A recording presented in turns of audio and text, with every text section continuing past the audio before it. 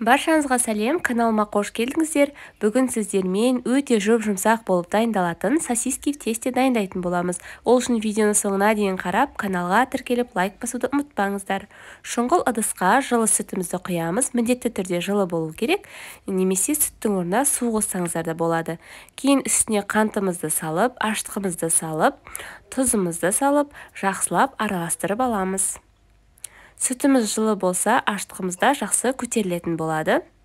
Кейін үстіне сұйық майымызды құйып, барлығын жақсылап араластырып, ұнымызды електен өткізіп саламыз.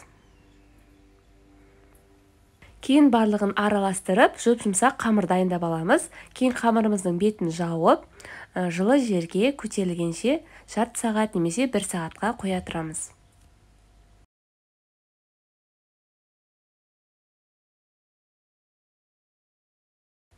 Қамырымызды неғұрлым көп уақытқа қойсаңыз, соғұрлым жақсы көтерілетін болады. Мен шамамен 30-40 минут ұстадым.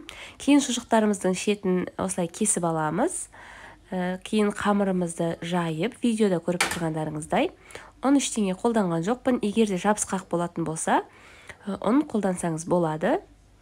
Кейін осылай кесіп алып, видеода көріп тұрғандарыңыздай жақсылап шұжықтарымызды айналдыра отырып дайындап аламыз. Кейін дайын болған соң 5-10 минутқа тағы да бетін жауып қоя тұрамыз. Сол кезде жақсы көтерілетін болады. Кейін жұмыртқаның сарысын жақсылап үстіне жағып, қызып тұрған 180 градустағы пешке 25-30 минутқа қызарғанша пісіріп аламыз. Міндетті түрде дайындап көруге кеңес беремін. Осындай жұп-жұмсақ болып дайындалады. Астарыңыз дәмді болсын, каналға тіркелуді ұмытпаңыздар.